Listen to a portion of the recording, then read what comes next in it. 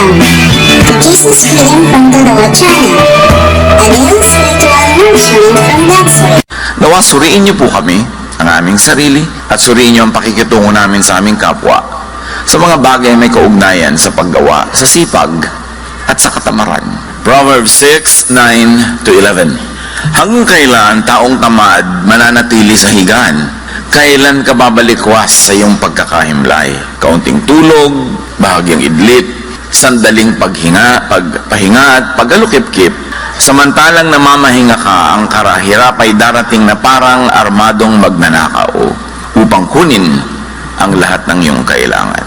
Ang tamad. Kayo ba ay tamad? O baka may mga kamag-anak kayong tamad? Kasambahay na tamad, asawang tamad, anak na tamad, magulang na tamad. Problema talaga yung tamad. Proverbs 26:13-16. At suriin natin kung bakit kalaban ng kabanalan ng katamaran. A sluggard says, there's a lion in the road, a fierce lion roaming the streets. Ito ang tamad, marami siyang dahilan. Ayaw lumabas para magtrabaho, puro excuses. As a door turns on its hinges, so a sluggard turns on his head. Kung paano lumalapat ang pinto sa hamba, ang batuga naman ay sa kanyang kama. Alam niyo yung hinges, yung mga hinges ng pinto, ikot lang ng ikot pero wala nararating, nando lang siya lagi. At gano'n doon ang ulo ng isang taong tamad, pabiling-biling lang sa unan, laging nakahiga. Nakalapat siya sa kama. A sluggard buries his head in the dish. He is too lazy to bring it back to his mouth. Noong unang panahon, lalo sa Middle East at maging sa ating bayan, ang pagkain ay salo-salo. Yung parang boodle fight. So nakatumpok lang yung pagkain, sama-sama yung rice nila at saka yung mga ulam, Arabic food yan eh. Arabian food yung ganyang style of eating. So yun daw mga tamad, pag inilubog nila yung kamay nila doon sa tumpok ng kanin, hindi na nila maangat pabalik sa kanilang bibig. Nakakatulugan na ganon. In other words, wala silang natatapos. Ayaw nila mahirapan. A sluggard is wiser in his own eyes than 7 people who answer discreetly. At may isa pa na ugali ang mga tamad, they have very strong opinions. Alam nila, magaling sila, at sila ang tama.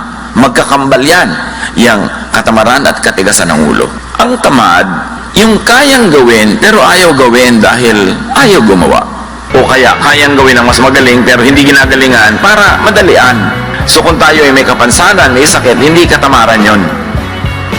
Ang tamad ay yung kaya, pero ayaw balikatin, ayaw gawin. But laziness had primitive adaptive function. Sa mga dami na nang nanuri ng fenomeno ng katamaran, kanilang napagtanto na ang katamaran ay may magandang gamit noong unang panahon. In primitive societies, konti pa lang ang tao, mamitas ka lang ng bungang kahoy, kakain ka na, hanggang dumating yung development of hunting, na kung meron kang nahuli, kakainin mo ng maraming mga araw yon, hindi mo kailangan sobrang magtrabaho. In fact, hindi ka dapat sobrang magtrabaho. Kasi noon, pag naubos ang energy mo, hindi ka magsusurvive. May masasalubong kang mga wild animals sa daan, o may mga wild people, kailangan mong lumaban. You should conserve your energy. So, laziness has a primitive adaptive function, and one of that is to conserve energy. For competing for scarce resources, and for fighting or fleeing enemies and predators. Pero nung natapos na ang panahon na yon, primitive times of survival, na ang mahalaga lang sa tao ay kumain, wala nang iba, yung katamaran dapat na-outgrow na. Pero yung mga katamaran ng unang panahon na yon, it's because the creature that extends less energy on a day-to-day basis had a better chance at survival. Napaka-importante yon, yung least effort approach. But the least effort approach in modern times, in developed societies, will be very disadvantageous. Ang kailangan na to conserve energy is not to be tamad, but good planning. Good planning, not laziness, is now the best energy conservation scheme. Kaya sabi sa Proverbs 21:5, which obviously was written when society was already developed, the plans of the diligent lead to profit. So kung gusto mo magtipid ng energy, hindi nakatamaran ngayon. Dapat magaling ka magplano. Para walang sayang na oras, walang sayang na investment, walang sayang na pagod. So, nung primitive times, yung katamaran was to achieve more with less effort. So there was a good time for it, but the Bible says for everything there's a season and a time for every matter under heaven. Hindi ko mo good ng primitive times, good na as civilization developed. Kaya sa 2 Chronicles 26:15, we see Uzziah inventing large arrows and catapults, effectively using less human power. Habang na-develop ang mga kabihasnan, na-develop ng mga tao ang mga kasangkapan, tools, to make more work with less effort. Now, may function talaga ang katamaran lalo noon to focus on immediate rewards. People then lived on a day-to-day basis. Wala silang balak mag-elementary, mag-high school, mag-college. Walang ganun. Kailangan lang mag-survive ako until tomorrow. Huwag ako makain ng mga wild animals o huwag ako mahuli ng mga wild people around me. And because of that, because people lived on a day-to-day basis, laziness does not look far out for future rewards. Dapat now na. Kaya yung mga tao na primitive pa ang utak o nasa primitive mode of thinking, walang plano yan sa future. They only want immediate pleasure. Kaya meron nagkaroon ng konting pera, one day millionaire, gagastahin lahat, sobra-sobrang kaluhuan, hindi bali na maghirap uli next week, nangungutang na naman. At yan ang problema mga kapatid, may mga tao na nasa modern times na tayo, nasa kuweba pa ang utak. Kaya hindi sila kasundo ng mga taong nasa ngayon na present na yung utak, tapos yung kapatid mo nasa kuweba yung utak. Hindi iniisip yung future. Pag nagkapera, sarap agad. Pag merong pleasure, pwede nang gawin ngayon, hindi bali na bukas. But as livelihood turned from gathering, hunting, which was immediate, to agriculture, laziness had become a liability. Kasi sa agriculture, magtatanim ka sa tamang oras. Pag nahuli ka, maiiwan ka ng mga ulan, mamaya, hindi lalaki ang yung tinanim. O nagtanim na yung mga katabi mo ng palay, ikaw nahuli ng 1 week, sumao na sila ng 1 week na harvest, ikaw mahuhuli ng 1 week, lahat ng daga at peste sa buong bukid, dahil yung palay mo na lang nandun, sa'yo pupunta. Kaya nung na-develop ang agriculture na iba ang mode of thinking, kaya yung nagtatalo yung offering, di kainat ni Abel, agricultural product, not hunting product, mas malalim na usapin yun. It was a conflict between settled agriculture and the hunter-gatherer culture. Obviously, at the time, that issue was already being debated upon in the minds of the ancients. At naka-embedded yan doon sa mga kwento. Kailangan lang meron kang tool to see it, that it is happening. Kaya sabi sa Proverbs 24, sluggards do not plow in season. So at harvest time, they look up but find nothing. So pag hindi ka nagtanim sa panahon, hindi ka aani sa panahon. Hindi pwedeng nahuli ka ng 3 buwan sa pagtatanim, tapos sa anihan, aani ka rin. So kailangan may planning. Hindi ka na pwedeng tamad nung na-develop ang mga communities. Settled kind of life, hindi yung nomadic. As humans became more and more dependent on controlled production like agriculture and livestock, naging malaking weakness and disadvantage ang laziness. Na nung primitive times was a virtue. Pero ang problema, may mga lipunan at may mga tao at individuals na hindi nag-grow yung mind from that kind of thinking. Kaya marami mga settlers sa iba't ibang mga bayan, dayo sila sa isang lugar, tapos may mga katutubo doon, ang reklamo nila lagi yung mga katutubo daw tamad compared to the settlers. Kasi iba ang mentality ng katutubo, hunter-gatherer, yung settler, agriculturist. So magkaiba ang mentality nila. Kaya hindi sila nagkakasundo sa ganung mga bagay. But as society developed, and as biblical culture developed in its own context, the Bible began teaching diligent, timely, and industrious work. And since then, walang lingon-likod, tuloy-tuloy ang pagtuturo ng Biblia sa sipag. Ano mga palusot at drama ng mga katamaran at ang sagot mula sa Bible? Isa doon yung mga tamad, lagi nilang sagot, di ko alam. Di ko alam yan eh. Ibig sabihin, ikaw na lang gumawa. At marami ngayong mga tamad, tabi-tabi po nuno, gadget lang, hindi ma-on. Tatawagin ng anak, tatawagin ng apo, tatawagin ng kapitbahay. Hindi ko alam yan eh. Hindi ko alam magawa ng TV, hindi ko alam magawa ng computer, hindi ko alam mag-Facebook. Alam niyo po, isip tamad yun, tabi-tabi po. Hindi ko matanda na tayo, hindi na tayo matututo. Pag-aralan. Kasi kailangan kasabay ng panahon ang paglago ng ating isip. Yan naman kung gusto niyong sumabay sa technology. Kung ayaw niya naman, walang pipilit sa inyo. Pero hindi pwedeng gusto niyo mag-technology tapos lagi ibang gumagawa. Learn it. Because that kind of mentality is a carryover of a primitive thinking and excuse. So ganyan sa mga gadgets, ganyan sa mga electronics. Sabi ng Psalm 25, 4-5, show me your ways, Lord. Teach me your paths. Guide me in your truth and teach me. The general idea here is to be teachable. And what does it mean to be taught? It is to be taught something new. Because you have doubt. Don't need to be taught something old. So, pag teachable ka, willing ka laging alamin ang bago. Kaya, ang sabi ng iba, techie is the new sexy. Noong araw na primitive ang society, kailangan mo ng muscle para ipagtanggol ang mga babae sa mga leyon, sa mga tribal war. Sexy daw yung maraming muscle. Pero ngayon, ang sexy guys daw yung magaling sa techie. Yung alam niya mag-photoshop, yung alam niya ganito yun, magpalipat-lipat. Yun na daw ngayon ang akit-akit na karunungan. Sabi nila, ewan ko sa inyo. 1 Peter 5:8, be alert and of sober mind. Your enemy, the devil, prowls around like a roaring lion looking for someone to devour. And if we may add, in the context of our discussion, to devour with laziness and with ignorance. Maraming paraan ng pag-atake sa atin ng lion. Basta anything that steals from you, that takes away growth or happiness or productivity, trabaho yon nung roaring lion. Proverbs 3:5-6. Trust in the Lord who commands work. Trust in the Lord with all your heart and lean not on your own understanding. In all your ways, submit to Him and He will make your paths straight to prosperity, if we can add. In other words, yung mga teaching na yan sa Bible, may particular truth yan doon sa context na tinuturo niya, pero may universal truth yan that you can apply to other particulars. Basta na-universalize mo muna. At nakikita natin yung universal value of these teachings now being applied to work ethic. Ano pa mga palusot? Drama ng mga tamad. Baka mag-fail, baka tayo mapahiya, wag na lang. Yung laging takot mapahiya, takot mag-fail, isang uri ng katamaran. And because of that fear, you will be imprisoned and you will be in shackles and you will not be able to be free to do what must be done or to do what you could do. Kaya ang sabi ng Ecclesiastes 11:4, whoever watches the wind will not plant. Whoever looks at the clouds will not reap.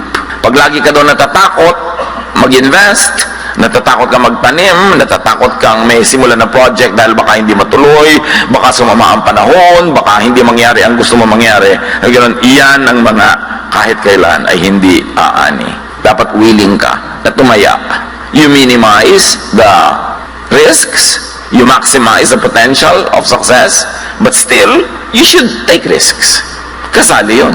Some people believe that their talents, their abilities, and intelligence, or lack of it, are set at birth. Wala na silang ginagawa para i-develop ang sarili nila kasi iniisip nila lahat ng pwede nilang malaman at lahat ng pwede nilang kakayanan ay nung palang isinilang sila yun na at wala nang papalitan. But you know that the Bible always teaches development and growth. So keep changing. People of God, keep growing your mind. Ang tanging kulungan ng tao ay ang kanyang isip. Pag yung isip mo nang sabing hindi ko kaya, hindi mo nga makakaya. Pag sinabi mong ayoko, hindi mo na nga magagawa. Pagka ayaw mo, yun ang limitation mo. Romans 12:2, do not conform to the pattern of this world, but be transformed by the renewing of your mind. Then you will be able to test and approve what God's will is. His good, pleasing, and perfect will. So kailangan daw lagi kang willing to change your mind. As they say, only a fool does not change his mind. Willing ka dapat. Hindi yung ayaw mo na magpalit ng isip, ang isip mo sarado, dekandado. What will happen? Yun na lang yun forever. People grow with change, with practice, and with effort. And growth is a primary duty of life. Dapat nag-grow. Parang yung natatandaan ko isang drawing, yung caterpillar at yung kanyang kamag-anak na caterpillar na naging paru-paro na, may pakpak na. Si caterpillar para paring worm. Sabi ni caterpillar kay paru-paro, you changed. Sabi ni paru-paro, we must. Dapat nagbabago. Yung mga kaibigan mo sa baryo nung araw, pag uuwi ka doon, sabi niya, ay, nagbago ka na. Dapat. Alam naman hindi tayo magbago. Ikaw, ayaw mo magbago? Alam niya nagsasabi nun, yung nagbago ka na, yung hindi siya umasenso, tas ikaw umasenso. So para tabla na lang kayo, gusto niya, huwag ka rin umasenso. Yung naku, hindi mo na yan ma-reach. Ay dapat. Kasi kung nare-reach mo pa rin ako, ibig sabihin hindi ako nag-grow. So yung hindi ma-reach na ibig sabihin, iniiwasan kita, umayabang ako, kundi busy talaga ako eh. Kasi marami kong ginagawa. Marami akong inaatupag, marami akong commitment, so hindi mo ako ma-reach kahit kailan na lang gustuhin mo. Pero makakatsyampo ka rin na ma-reach mo ako. Pero may problema tayo kung kahit kailan kita gusto ma-reach, available ka. Ibig sabihin, wala kang ginagawa. Hindi po kasiraan yung hindi ka na ma-rich. Tiyempo-tiyempo lang yan para mo ma-rich. But an achiever, an active person, a fruitful person, mahirap talaga laging makaladkad yan. Kasi may mga kaabalahan. Pero hindi tayo dapat nagdadrama na hindi ka na ma-rich, nagbago ka na. Sabi nga nung paro-paro, we must. We cannot remain caterpillars. We must grow wings and fly because we are butterflies. Meron pang isang palusot, I can't. Di ko kaya yan. Natin niyo ba yung katang, di ko kaya, di ko kaya, di ko kaya. Pag sinabi mo na sinabi yun, talagang hindi mo na nga kakayanin kasi nagpasya ka na di ko kaya. Laziness often comes from neurotic fear. Sa takot, abnormal takot na mabigo, na masaktan, na malugi, ayaw na lang. Namimili yung between the classical fear na flight or fight. Pagka man natakot ka, anong gagawin mo? Tatakas o lalaban? So maraming tamad, tumatakas na lang kaysa lumaban. But of course, in wise life every day, you must choose if it's better and more beneficial to just fly away rather than fight. Pero sa mga challenges sa buhay, yung mga gusto mo ma-achieve, pagka lagi ka lang tumatakas, wala kang wagi. Matthew 25:25, sabi noong lazy servant na binigyan ng mga puhunan na hindi niya ipinamuhunan at itinago lang niya sa lupa, I was afraid and went out and hid your gold in the ground. See, here is what belongs to you. Yan yung parable of the talents.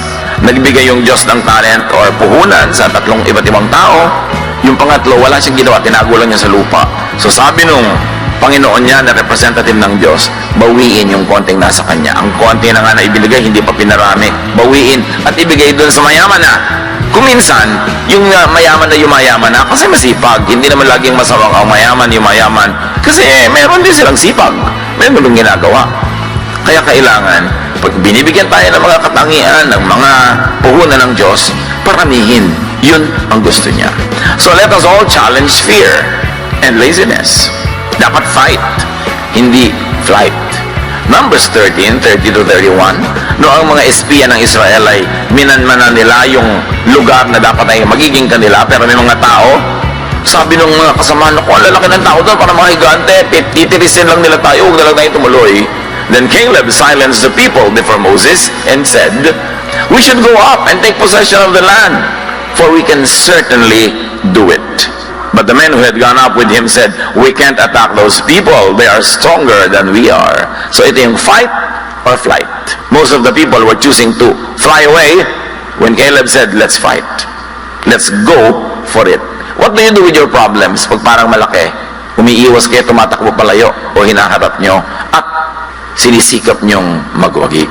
Pag meron kayong magandang pangarap, mataas ang mga hangarin, sasabihin ng mga tao sa inyo, wala tayong pera anak, huwag ka na mangarap. Huwag mo nang isipin yan. Mamamatay, pinanganak tayong mahirap, mamamatay tayong mahirap. So pagkaganda ng mentality, mamamatay nga mahirap. Kasi they don't want to give it their best. Pero yung mga lumaki sa kahit na napakagrabing kahirapan, pero hindi nila tinanggap ang hirap na yun, ayaw nila, ginawa nila ang magagawa nila, yun ang nakakabalikwas at nakakalampas sa mga inborn kahirapan. Kaya mahalaga yung mind. Paano tayo mag-isip? Meron naman isang drama ng mga tamad, kapagod, wag na lang. Marami ganyan, karpentero, may dinidescribe kang gawin. Sabi, sir, ang hirap naman yan, dalian na lang po natin. Kaya sa mahirap nga, triple ang bayad. Kung sabi madali, sa madali na lang po. Ano mangyayari sa buhay niya? Ayaw mapagod. Kasi ang tamad, ayaw na ayaw mapagod. Alam niyo kung anong motto ng mga tamad? Di bali ng tamad, hindi naman pagod. Baka yan ay inyong memory verse. Life verse. Diba? Di bali ng tamad, hindi naman pagod. Nakita ko yan sa kwarto ng isang dati kong katulong sa bahay. Hindi ko naman ugali magsusuot sa mga kwarto nila, pero minsan, nung wala na siya, umalis na, dahil may iba nang ginawa sa buhay, eh di nagpalinis ako. Nakalagay sa dingding niya, di bali ng pagod, di naman tamad. Ay, di bali ng tamad, di naman pagod. Kaya ito pala yung motto niya, kaya laging araw-araw kami may tunggalin. Proverbs 24:30-31, I went past the field of a sluggard, past the vineyard of someone who has no sense. Thorns had come up everywhere, the ground was covered with weeds, and the stone wall was in ruins. Sabi niya, dumaan ako sa property ng isang tamad. walang utak. Gano'n, naku, puro dawag, puro tinik, puro damo, at giba-giba ang kanyang pader. Ganon daw pagtamad. Pero kahit naman sa kasipagan, mga kapatid, huwag OA, don't exceed limits. Kahit yung mga paggawa ng mabuti, paglilingkod, dapat may pahinga ka rin, ha? Huwag naman yung extreme. Mark 6:31, no, ang mga disipulo ng Panginoon ay hindi makapagpahinga, hindi makakain dahil sa dami ng pinaglilingkuran, subalit napakaraming taong dumarating at umaalis at hindi na nila makuhang kumain. Kaya't sinabi ni Jesus sa mga alagad, magpunta tayo sa isang lugar na kung saan maaari tayo makapagsarilinan at upang makapagpahinga kayo kahit na kaunti. Kanya kung gano'n kabait si Jesus. Pinaglilingkuran ng kanyang mga alagad yung mga tao, pero sabi, magpahinga muna tayo, iwan muna natin sila. Doon sa tayo-tayo lang para kayo makapagpahinga. So huwag naman tayong extreme sa sipag, kahit pa nga sa mga gawain ng Diyos. Kasi ang Diyos nga nagturo ng pahinga. On the seventh day, we should all rest. Isa pang drama ng mga katamaran yung, hayaan na, sige na lang. Ecclesiastes 10:18, through laziness, the rafters sag, because of idle hands, the house leaks. Pag daw tamad yung tao, lumulundo na yung mga bubong niya, tumutulo na mga bubong, wala lang. Sige lang, okay lang. At hindi dapat. Ganon din sa katawan. You maintain the house, but you also maintain the temple of the Holy Spirit, which is the body. Hindi ka dapat tamad sa hygiene, at hindi ka dapat tamad sa healthful habits. At isa pang drama ng katamaran yung if only, kung pinanganak lang sana ako mayaman, kung ipinanganak lang akong ganito, kung meron lang akong ganyan. It's not what you do not have that should define you, but what you can have, even though you did not have it before. Ecclesiastes 11:6, sow your seed in the morning, and at the evening let your hands be not idle, for you do not know which will succeed, whether this or that, or both will do equally well. Sabi niya, alam niyo, hindi niya naman alam kung alin sa mga itinanim niyong tutubo, alin ang mamumunga, so dami-damihan niyo ang tanim. Iba-ibang pananim, mag-diversify ng konti, kasi hindi niyo alam kung alin ang mapagpapala. So, increase your chances at success. Isaiah 43:18, forget the former things, do not dwell on the past. Huwag ka na magpatali sa mga hindi nangyari noon, sa mga hirap mo noon, sa mga kung ano-ano, atupagin mo yung now at yung future. Kung hindi ka masaya sa iyong past, baguhin mo yung iyong now at mababago ang iyong tomorrow. Pero tama na yung kada drama over what cannot be undone. At isa pang drama ng katamaran, ganito na talaga ako. Yung iba pa, papalakihin nila, ganyan lang talaga ang buhay. Wala tayong magagawa. Sa salita pa lang, sa palagay nyo, asenso, wala tayong magagawa. Therefore, wala tayong gagawin. Anong mangyayari sa ganung mentality? Proverbs 28:19, those who work their land will have abundant food, but those who chase fantasies will have their fill of poverty. Ito ang hinahabol ay guni-guni, pangarap lang pero walang plano, kahirapan ang susunod dyan. Ganyan ang gambling, ganyan yung easy money, ganyan yung mga kung anong racket. Uy, sumali tayo dito. Sa 3 buwan lang, magta-times 10 ang pera natin. Hindi, pera nila ang dadami, hindi yun sa'yo. Huwag kang maniwala sa ganyan. When it's too good to be true, 99.99%, it's not true. Ang lagi nyo itatanong, at lagi ko pinapaulit-ulit sa mga nagiging biktima ng mga kung anong racket. Nag-i-invest, nauubos ang pera, pati gintong ngipin, binabakbak para invest. At indadamay siyempre mga kapatid, mga kaibigan, kaya mamaya sila nag-aaway at nagsisisigaan. Ang isipin niya lang ganito, kung talagang kikita tong scheme na to, pag may nagpupunta sa'yo, nag-aalok, alam mo kung talagang kikita yan, ba't di mo ilok sa mga kamag-anak mo? Bakit sa akin? Bakit? Love mo ba ako? Hindi naman tayo magkakilala, hindi mo ako love. So bakit mo ako gustong kumita? Ba't hindi yung mga mahal mo sa buhay ang pakitain mo? Hindi lang ang isipin mo. Pag kami nagbibigay sa inyo ng kung ano-ano mga investment, alam mo, kikita ko dito, ba't di ikaw? So dinami-rami ng kamag-anak mo ng father side, mother side. Tapos kamag-anak ng asawa mo, mother side, father side. Bakit hindi sila? Ba't sa akin? Yun lagi nyo itatanong para hindi tayo nauuto, mga kapatid. Pag parang napakaganda at kaakit-akit ang inaalok, ang itanong mo lang, love ba niya ako? At kung hindi kanya love, magduda ka. Bakit niya sa'yo ibibigay? So yan ang mga fantasy ang hinahabol, yan ang sumasadsad sa pagdarahop. Kasi hindi plano ang kanilang scheme para makaahon sa buhay, kundi pangarap at guni-guni. 2 Thessalonians 3:11-12, we hear that some among you are idle and disruptive. They are not busy. They are busybodies. Such people we command and urge in the Lord Jesus Christ to settle down and earn the food they eat. Ang linaw na itinuturo sa very young church. Kasi marami sa young church, akala nila dahil Jesus is loving, dahil because we love, therefore hindi na ako magtatrabaho, bigyan mo na lang ako. Therefore, may sakit ako, ipagamot mo ako. Therefore, nangangailangan ako, ibigay mo na ibigay. Ang daming abusadong Christian. Kasi akala nila, ganyan ang ibig sabihin ng God's love. Kaya marami sa mga churches, pagka medyo may kaya ka, tapos may sister, di ba? Mag-isip-isip ka, di ba? Kamala ka na yung utangan next week. Yung pa-sweetie pie sa'yo, di ba? Sister. That's why I always advise people, meron kang sariling kumpanya, gusto mo mag-Bible study doon, kumuha ka nila ng ibang teacher. Huwag ikaw. Unless talagang kinausap ka ng Diyos, dapat ikaw. Kasi ma'am, yung mga empleyado mo na naging sister and brother ka na, abusuhin ka na. So magpadala ka ng ibang teacher doon. Pag pumapasok ka sa office nyo, ang tawag pa nila sa'yo, ma'am, hindi sister. Kasi ang daling umabuso. Sabi gano'n, sabi ko sa inyo, magtrabaho kayo para kayo kumain. Huwag pa kayo magpaka-sister dyan. At pagka binibigyan kayo, sige, pero huwag nyo obligahin dahil lang sister, brother. Hindi gano'n ang turo ng Diyos. Abuso yun ng maraming tao.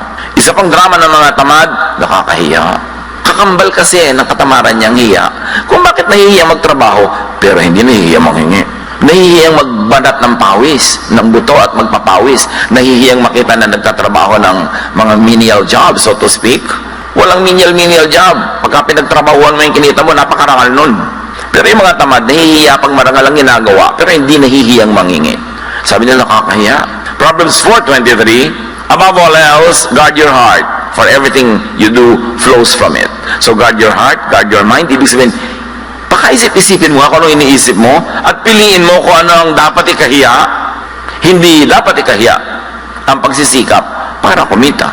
Ephesians 5:29, after all, no one ever hated their own body, but they feed and take care their body, just as Christ does the church. So what? We have to take care of our body, we have to feed our body mula sa ating pinagpaguran. Liban na lang tayo sobrang bata, sobrang tanda, o sobrang hina at may sakit. Earn your food, earn your maintenance. Overcome laziness. At kung hindi tayo yung lazy, teach people around you who are lazy to overcome laziness. Strive to do your best and teach people to do theirs. Ecclesiastes 9:10, whatever your hand finds to do it with all your might. For in the realm of the dead, where you are going, there is neither working, nor planning, nor knowledge, nor wisdom. Ganyan ang pananaw ng mga ancient people. May ganun, pag nasa kabilang buhay na, iba na doon, hindi mo nagagawin ang mga ginagawa mo rito, we may never work like this again. So work well na. Gawin mo na ang dapat mong gawin, kasi pagdating mo sa kabilang buhay, iba naman ang andar doon. Review and refocus your direction if guilty. Or people around us are guilty and we have the clarity of mind to see that they are guilty. In very godly and kind ways, make them review and refocus their attention. Ephesians 4:28, anyone who has been stealing must steal no longer. And let's apply it and extend it. Anyone who has been begging, anyone who has been asking, must do that, not do that anymore, but must work, doing something useful with their own hands, that they may have something to share with those in need. So, itinuturo dito, make your ambition to earn enough for yourself and to earn more than enough so that you will have something to give to people who cannot, on their own situation, earn their keep. At mga kapatid, value your work. Yung mga iba, naku, Monday na naman, may pasok na naman. Mag-resign ka. Naku, pasok ka na naman. Huwag ka pumasok. Ang hirap ka mag-apply dyan. Tapos kung natanggap ka, puro work ka naman. Pag binibigyan ng work sa trabaho, make it your privilege. May mga waiter na pagka mga medyo gabi-gabi na, ayaw na mag-serve, mga tamad na. O di, magsara na kayo. Gusto nyo malugi yung honor nyo para hindi na kayo kumita. Yan ang dapat may malasakit ka kung empleyado ka. Kasi yung, alam nyo ba na may mga dakila namang tao that they keep their business only to keep their employees. Hindi naman lahat dahil para lang kumita. Meron din silang kawawa ng mga empleyado, tuloy natin kahit ang liit-liit ng ROI natin dito. May mga ganun. Mahalin nyo ang trabaho. Value your work. Because work is a gift from God. Acts 20:34-35, you yourselves know that these hands of mine have supplied my own needs and the needs of my companions. And this is Paul speaking. Si Paul, as pastor, hindi siya pala hingi. Hindi siya pala daing. He He was a doubly productive pastor because aside from doing his work, church work, he was making tents. He had a trade that earned him money. So hindi siya yung paladain, palahingi, lagi na lang nagpaparinig. Hindi ganon. Sabi niya, kailangan nakikita nyo, pinagtrabahuhan ko ang mga kinakain ko. At nagpapakain pa ako ng mga kasama ko. In everything I did, sabi niya, I showed you that by this kind of hard work, we must help the weak. Remembering the words of the Lord Jesus Himself, it is more blessed to give than to receive. So mga kapatid, produce surplus as much as God enables you. So you'll be able to give. But rest well and rest enough. Kasama ng tunay na trabaho ang pahinga. Kasi pag hindi ka nagpahinga, bukas yung trabaho mo walang kwenta. So dapat nagpapahinga ang tao. Hebrews 4:10, for anyone who enters God's rest also rests from their works, just as God did from His. To be able to work again. Ang matalinong employer gives enough time of rest. Kasi quality ang trabaho ng kanyang mga workers. If not coming from genuine love, at least you must be wise that a rested worker works better. Overcome laziness and keep track of your improvements and progress. Hebrews 6:12. We do not want you to become lazy, but to imitate those who, through faith and patience, inherit what has been promised. And this is spiritual and practical laziness being discussed here. So, sabi nga nila, be sipag. Kailangan masipag tayo. Don't be tamad. Proverbs 19:15, ang taong tamad ay laging nakatihaya, kaya siya'y magugutom, walang panlagay sa sikmura. Take note, meron din mga lagi nakataob. No? Kasi nakataob sila mahiga. So ano lang yan? Figure of speech. May mga tamad, lagi ka lang nagpapahinga, hindi naman pagod. Bakit pahinga ka ng pahinga? Teach the lazy to be sipag. Huwag konsentihin, huwag premyohan. At dito magaling ang maraming ina sa bayang Pilipinas. Nagpe-premyo sa mga anak na tamad. At ang pinarurusahan, mga anak na masipag. Anak, kawawa naman yung kapatid mo. Nakabuntis. Ipadoktor mo yung nabuntis. Ikaw magbayad sa panganganak at sa gatas at sa pag-aaral anak hanggang mag-college. Kawawa ang kapatid mo. Gusto sabihin, inay, sa akin hindi kayo naawa. Yung tamad yung batugan na anak nyo, lagi na lang yun, laging pinagdidilhayan siya sa akin. Nakaprenda na ang kaluluwa ko ka. Tutubos dyan sa anak nyo sa preso. Ang gusto pa, magandang motor. Ang cellphone, gusto pa, latest. Wala namang kita. Pero maraming ganun magulang. Laging binabakalan yung matinong anak. Para dun sa mga anak na batugan. No, that is not godly. Proverbs 6:6-8. Go to the ant, you sluggard. Consider its ways and be wise. It has no commander, no overseer or ruler, yet it stores its provisions in summer and gathers its food at harvest. Sa isa langgam lang, pwede na kayo matuto ang sisipag nila. So dapat ganun din ang tao. Higit pa ron. Reward kasipagan, do not reward katamaran. Kaya maraming tamad kasi maraming konsentidor. Subukan yung magutom yan pagka hindi talaga nagtrabaho. Pero lagi natin sinasagip sa mga pagkakalunod nila na sila naman ang tumatalon sa tubig. Lagi nating inililigtas sa mga problemang sila ang gumagawa. Lagi nating inilalayo sa mga pagsisingil sa kanila na mga inutangan nila. At ang ating ipinapahamak, ginagasgas, inaabuso yung matitinong membro ng ating pamilya. That is not godly. 2 Thessalonians 3:10, nang kami ay kasama pa ninyo, ito itinuro namin sa inyo, huwag ninyong pakainin ang sino mga ayaw magtrabaho. Sa Bible galing yan Ba't ninyo isulat sa Manila paper, pentel pen, at ilagay nyo sa inyong dingding. Yung mga anak nyo batugan na, yan ang ulam. Eh, binigyan ka pamalengke. Wala. Ayan, daliri mo, ipalaman mo sa tinapay, anak. Hindi ka naman nag-entrega. Hanap ka pa ng hanap ng ulam. Kasi kinukonsente. Charity is to give to the needy. Pero hindi lang tayo called to be charitable, we're also called to be just. Justice is to give to the deserving. Yan ang drama ng lahat ng politiko natin Laging give to the poor. Wala pa ako narinig sa politiko na give to the deserving.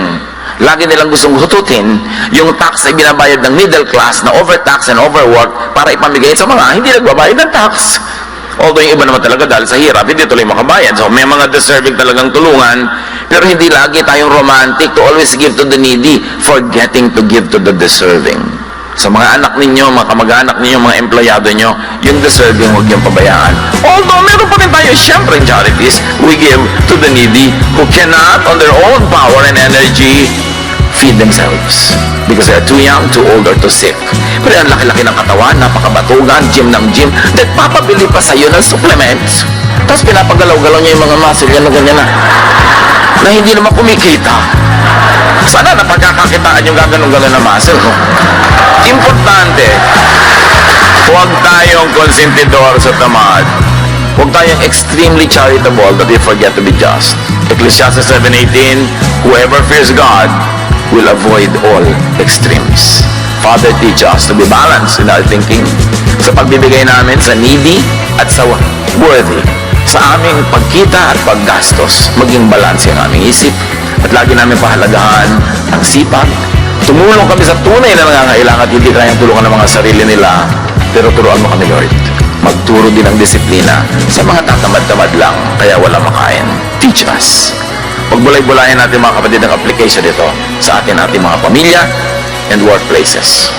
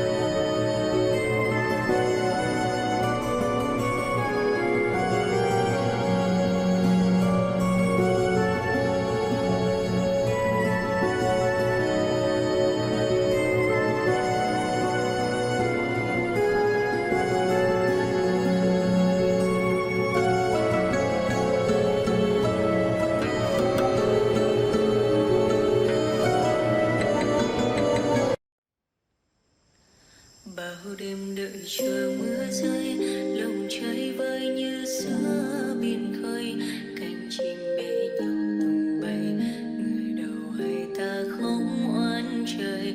Bao năm tình yêu chưa phai, giờ chia hai đôi lứa lạc nhau, lối gió số phận đã không an bài bền